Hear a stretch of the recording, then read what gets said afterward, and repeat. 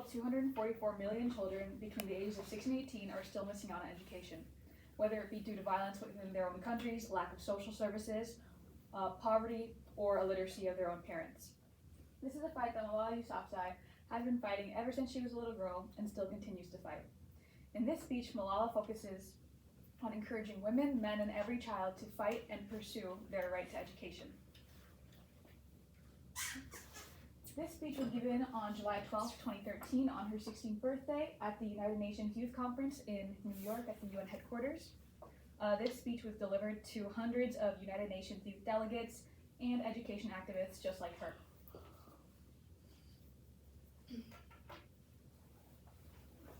All right, background on her. She was born in Nagara, Pakistan to an illiterate mother, and her father was a teacher. Kind of a little bit of irony there. She had always been an advocate for education ever since she was young, due to her father being a teacher and also having I think he owned a girls' school, and he was also a really big advocate for women's education in the Middle East. She had also been blogging her thoughts about education, which just made her a really big target for the Taliban, who had already been killing hundreds of female teachers and students due to their beliefs on education for women.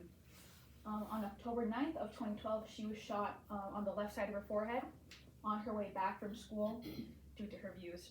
She was shot in Peshawar, and then she was flown to Birmingham, England for surgery.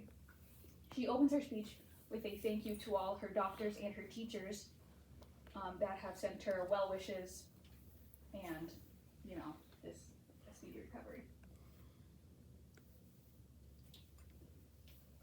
All right, the significance then was that she was so young, but she was so outspoken about her beliefs.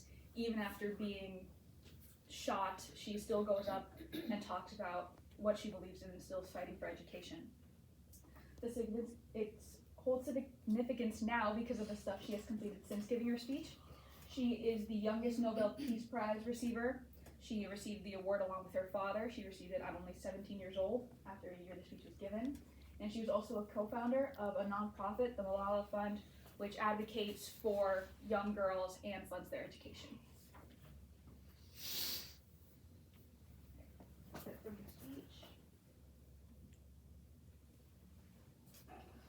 Millions have been injured. I'm just one of them. So here I stand, one girl among many. I speak not for myself, but for those without voice can be heard. Those who have fought for their rights. Their right to live in peace. Their right to be treated with dignity. Their right to equality of opportunity. Their right to be educated. Dear friends, on the 9th of October 2012, the Taliban shot me on the left side of my forehead. They shot my friends too. They thought that the bullet would silence us, but they failed. And out of that silence came thousands of voices. The terrorists thought that they would change my aims and stop my ambitions. But nothing changed in my life except this. Weakness, fear, and hopelessness died. Strength, power, and courage was born. Today, it is Ethos, not that. Rhetorical devices. One of the rhetorical devices she uses is an anaphora. She says, "This is a compassion that I have learned from Muhammad, the prophet of mercy, Jesus Christ, and Lord Buddha. This is the legacy of change that I have inherited from Martin Luther King, Nelson Mandela, and Muhammad Ali. This is the philosophy of nonviolence that I have learned from Gandhi, Dr. Khan, and Mother Teresa, and this is the forgiveness that I have learned from my mother and father." She repeats "this is" and brings up very famous activists to relate the message that she is trying to give in her speech. She uses words like compassion, legacy, nonviolence, and forgiveness to really put forth her message. She also uses an antithesis. She says, we realize the importance of light when we see darkness. We realize the importance of our voice when we are silenced. She uses these opposing terms to explain how the Taliban is afraid of education and why students and teachers are still being killed.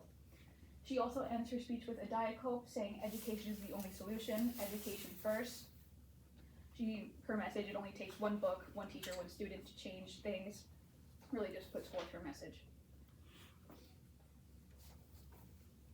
Ethos, pathos, and logos. Ethos, she says, I'm just one of them, so here I stand, one girl among many. She's shown her background and she's showing that she knows what it feels like to be one of these girls. And she just knows what it feels like.